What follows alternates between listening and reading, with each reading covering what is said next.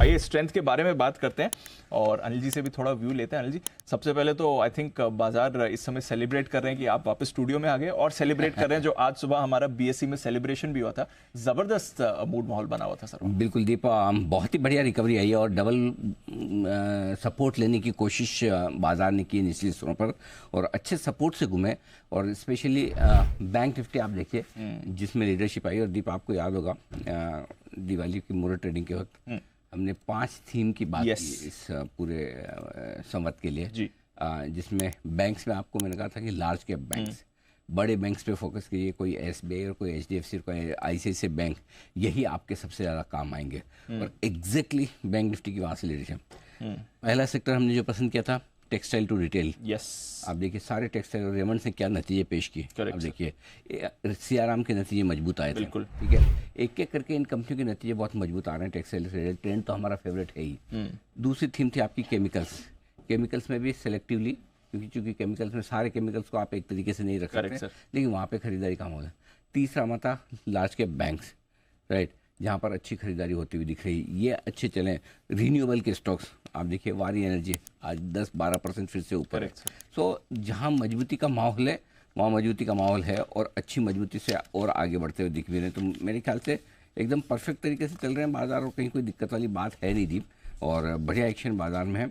जहाँ तक अब आज का सवाल है, अच्छा एक और सेक्टर जो दिखा कैपिटल मार्केट से जुड़े हुए सेक्टर्स, वो एक और स्पेस थी जिसमें आपके बीएससी के एम्स सीडीएसएल जैसे शेयर आ जाते हैं, म्यूचुअल फंड्स आ जाते हैं।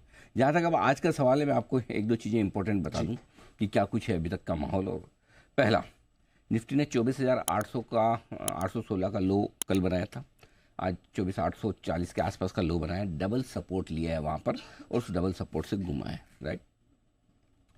बैंक निफ्टी वही बार बार 51,000 के आसपास सपोर्ट ले रहा है। आज एक बार 50,851,000 की जो बड़ी रेंज थी वहाँ तक हम पहुँचे और 50,865 से घूम गए। रिकवरी जो हुई है उस रिकवरी में लीडरशिप बैंक निफ्टी की आई है, जैसा कि एक्सपेक्टेड भी है। पहला टारगेट निफ्टी का इस रिकवरी का 24,175, 24,200, जहाँ पर आप अभी पहुँच रहे हैं।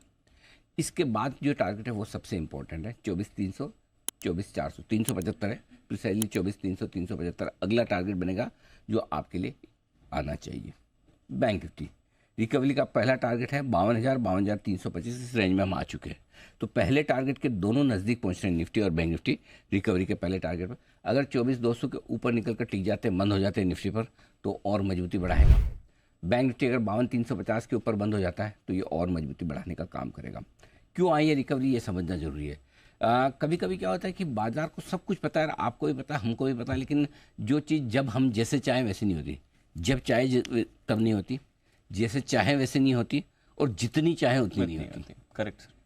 सीरीज की शुरुआत एकदम हल्के नोट पर हुई थी, आपको हमको सबको पता है, 22% की है। निफ्टी की रोल ओवर 1,40,00,000 शेयर के मुकाबले में 1,05,00,000 शेयर, 79% की जगह 73% के रोल ओवर। पिछले 7 में से 6 सीरीज या 6 में से 5 सीरीज जो भी हो, निफ्टी की पॉजिटिव, 6 में से 5 सीरीज पॉजिटिव रही है, 7 में से 6 सीरीज बैंक निफ्टी की पॉजिटिव रही। सब डेटा कल भी थे, आज भी है। ये कल नहीं हुआ, आज हुआ। तो कई बार ये क्या, आप जब चाहो तब नहीं होता, जैसा चाहो वैसा नहीं होता, जितना चाहो उतना नहीं होता, लेकिन होता है अगर आप में पेशेंस है। तो कल एक बार सबको पैनिक करवाया, आज सुबह फिर से पैनिक हुआ, और जैसे ही हल्के बाजार और हल्के हुए, शॉर्ट कवरिंग आ गई। क्यों शॉर्ट कवरिंग आई वो भी समझना बहुत जरूरी है। इस शॉर्ट कवरिंग, डर सबको लगता है, गला सबका सूखता है। मंदी वालों को बाय नेचर ज़्यादा डर लगता है, कायदे से बाय नेचर डर तेजी वालों को सॉरी होगी मंदी वाले तो ऑप्टिमिस्ट। हाँ, तेजी करने वालों को बाय नेचर डर ज़्यादा लगता है, बिल्कुल, और उसकी वजह से वो पैनिक कर जाते हैं। और मंदी वाले डर पैदा करके ही कमाते हैं। करेक्ट सर, ठीक है ना, उनका तो काम ही डर। लेकिन जबकि हकीकत ये है कि तेजी में आपका घट के कितना घट जाएगा। समझो आपने निफ्टी ले लिया 24,000 में, तो 22 होगा, 21 होगा, 20 होगा, कोई 10 थोड़ी हो जाएगा, 12 थोड़ी हो जाएगा, 7.5 थोड़ी हो जाएगा कोविड वाला। लेकिन फिर भी डर उनको ज़्यादा लगता है, जबकि ये 25,000 का निफ्टी कभी तो 50,000 भी होगा, फिर भी मंदी वालों को डर नहीं लगता। राइट। सो ये बाई नेचर है। इसलिए क्या है कि जब ओवरसोल्ड मार्केट होते हैं, हल्के मार्केट होते हैं, हल्के मार्केट और हल्के हो जाए तो एक बड़ी इवेंट के पहले डर शॉर्ट सेलर्स को भी लगता है, ये डर अभी दिख रहा है स्क्रीन पे। क्यों? फर्ज करें अगर ट्रम्प साहब आ गए तो कल मिलेगा काटने को। तो शायद उसकी थोड़ी तैयारी हो रही इसलिए आज सुबह मैं कह रहा था कि इंट्राडे पोजीशन बहुत रिस्की है और ओवरनाइट भी। अब आप इंट्राडे में पता चला 23,900 के नीचे जाके 23,850 के आसपास जाके आपने शॉर्ट किया, वहीं से फंस गए। अब लॉन्ग करने में शॉर्ट करने में दोनों रिस्क बराबर है, इसलिए मैंने कहा इंट्राडे भी और ओवरनाइट भी दोनों में आपको पोजीशन कम रखनी है। क्योंकि साल के कुछ दिन ऐसे होते हैं जो आप ट्रेडिंग के लिए छोड़ दें, ना कमाए चलेगा, उस दिन ज्ञान लें, सीखें, तो आपको ज़्यादा अच्छा समझ में आएगा। अगली बार 2-3 बार अगर ऐसी इवेंट देख लेंगे, आप समझ लेंगे, तो चौथी बार आपको इवेंट को ट्रेड करना ईजी हो जाएगा। सो आई थिंक पूरी तरह से जितना डर तेजी करने वालों का था उतना ही डर अब मंदी करने वालों को भी दिख रहा है कि अगर ट्रम्प साहब आ गए तो काटने को मिलेगा नहीं, क्योंकि आपके मार्केट ऑलरेडी 2-2.5 हज़ार पॉइंट नीचे है टॉप से, है ना।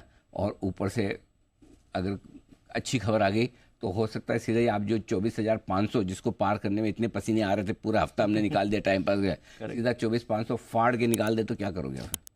सही बात है। बैंक निफ्टी पे तो हो गया 52,000 बाय द वे, और 52,350 के ऊपर तो बैंक निफ्टी कड़क वाला ब्रेकआउट देगा, क्योंकि आपका हाई है 52,354 लास्ट वीक का।